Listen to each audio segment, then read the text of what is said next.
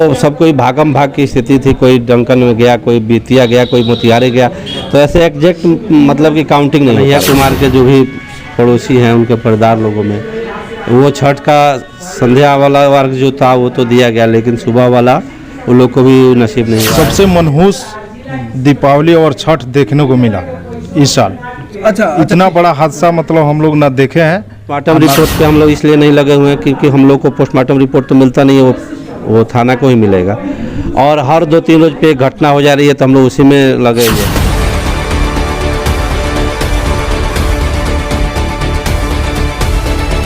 देरी रात की काली सच्चाई हम आपको बताने वाले हैं। जिस गांव में खुशियों का पटाखा बजने वाला था उस गांव में मातम छा गया। जिस गांव में खुशियों की मिठाई बंटने वाली थी उस गांव में अंधेरा छा गया। जी, हम बात करें पूर्वी चंपारण के रमगढ़वा प्रखंड के पकनहिया पंचायत की बात, जो दीपावली से ठीक 3 दिन पहले एक ऐसी घटना हुई जिस गांव में हर एक दिन के बाद एक लाश आ रहा है। आखिर इस घटना की पूरी सच्चाई क्या है यहाँ के वर्तमान मुखिया बताएंगे, लेकिन आपको बता दें इसके पहले भी हमने खबर चलाया था जिसमें 40 लोगों की जिक्र की थी। आखिर उस जिक्र की पूरी सच्चाई क्या है मुखिया जी बताएंगे, क्या थी घटना पूरी। वो जैसे आप लोग को उस समय सूचना मिली 30-40 लोग, हम लोग भी अंदेशा कर रहे थे, तो करंट में वो सब कोई भागम भाग की स्थिति थी, कोई डंकन में गया, कोई बेतिया गया, कोई मोतिहारी गया, तो ऐसे एग्जैक्ट मतलब कि काउंटिंग नहीं हो पा रही थी। लेकिन जैसे जैसे रात बीती सभी लोग को हमने पता किया, जायजा लिया, तो कुल 18 लोग उसमें जख्म, यानी जो 18 लोग इंजर्ड थे और लोग जख्मी थे, काफ़ी थे, गंभीर रूप से थे। जी, बुरी तरह से झुलस चुके थे। लेकिन कुछ हल्का फुल्का थे, उनकी अगर संख्या मिला जाए तो कितनी होगी? वो तो मतलब कि आप जो कह रहे हैं वो बिल्कुल वो हो जाना चाहिए, लेकिन हम लोग बस अभी जो इंजर्ड है उन्हीं की काउंटिंग कर रहे हैं। यानी 10% के नीचे के लोगों को नहीं गिनती की जा रही है, जिनको थोड़ा सा कहीं बॉन्ड ना वो हल्का फुल्का किसी को उसकी हम लोग काउंट नहीं कर रहे हैं। कहीं ना कहीं मुखिया जी जो गैस कंपनियां हैं बार बार हम लोग देखते हैं, क्योंकि ये पहला घटना नहीं है, इसके पहले भी आदापुर प्रखंड में हुआ था, छावड़ादानो प्रखंड में, जिसमें 5 लोग की मृत्यु हो गई, 7 लोग गंभीर रूप से जख्मी। जी जी जी। तो कहीं ना कहीं इसमें किसकी गलती मानी जाए? देखिए, सबसे तो पहले बात है कि अब हम लोग भी सावधान हो चुके हैं, और आपके चैनल के माध्यम से मैं सारे दर्शकों को बता दूं कि अधिकतर जो गैस के सिलेंडर वितरण करने वाले आते हैं, एजेंसी वाले, वो लोग ऊपर से ही गैस सिलेंडर को पटक देते हैं। चाहे वो खड़ंजा हो या वहाँ पे मिट्टी हो या पीछ हो, उससे उन लोगों को मतलब नहीं है, ऊपर से डायरेक्ट पटक देते हैं, जबकि उसको संभाल के उतारना चाहिए था। और अधिकतर हम लोग देखते हैं कि बहुत लोग पैरों से मतलब कि ऐसे डुगड़ा के सिलेंडर घर में ले जाते हैं। तो इस तरह की सावधानियां हमें बरतनी होगी। जो भी हम गैस ले रहे हैं उस पीरियड में कम से कम उस गैस को बढ़िया से हम चेक कर लें। ऐसे जो भी हम लोग से अभी जन जागरूकता अभियान हम लोग चलाएँगे, हर वार्ड में हम लोग घूम के इस मैसेज को देंगे कि कैसे गैस को चेक करना है, कैसे गैस को लेना है। तो अब तो हम लोग को ठेस लगी हुई है और बुद्धि भी हम लोग को हो गया है, तो ऐसे हम लोग कैंपिंग भी करवाना चाह रहे हैं कि कंपनी के माध्यम से भी वे लोग आएँ और अपना बताएं कि गैस को कैसे रखना है।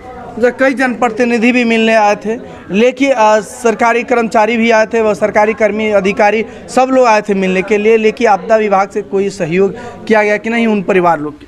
जी, अभी तक तो ये कुछ नहीं हुआ, लेकिन सीओ साहब से हमारी बात हुई थी, तो सीओ साहब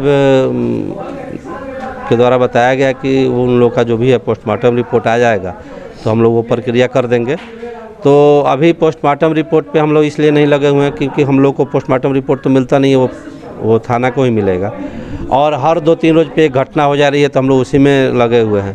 पोस्टमार्टम रिपोर्ट पे हम लोग का अभी ध्यान ही नहीं है, लेकिन बड़ा बाबू से हम बात करेंगे और उनसे बोलेंगे कि जो अभी तक जिनकी मृत्यु हो गई है उनका पोस्टमार्टम रिपोर्ट लाके कम से कम उन्हें मुआवजा दिलवाया जाए।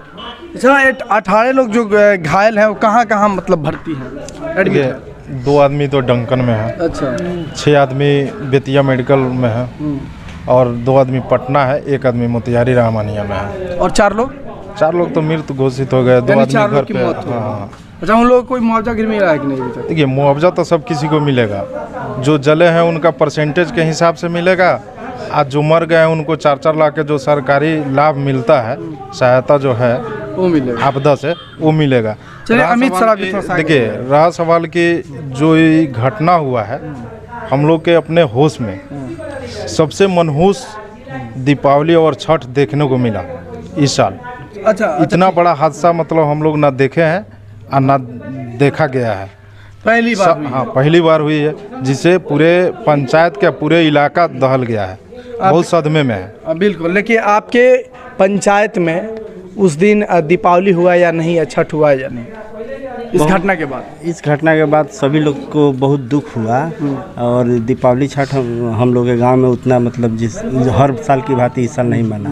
काफ़ी छठ के दिन ही एक और लड़का का देहांत हो गया, इससे सभी लोग काफ़ी दुखी थे। यानी हम कह सकते हैं जिस घर में खुशियों की मिठाई बंटनी थी उस घर में 100 आ गया लाश। जी।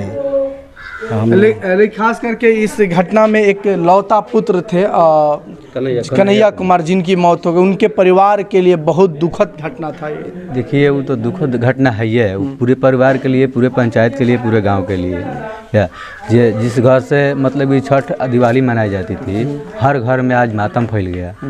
और उसमें भी उसी दिन छठ का दिन ही जो मतलब कि जो परंपरा है वो तो करना है, भला मतलब कम बेस में जैसे भी लोग किया, और उसी दिन एक लाश आ गया और थोड़ा दुखित वाला। क्या इस मामले को जांच होकर कार्रवाई होनी चाहिए? जी बिल्कुल होनी चाहिए, इसकी जांच होनी चाहिए पूर्णतः, और इस पर कार्रवाई होनी चाहिए।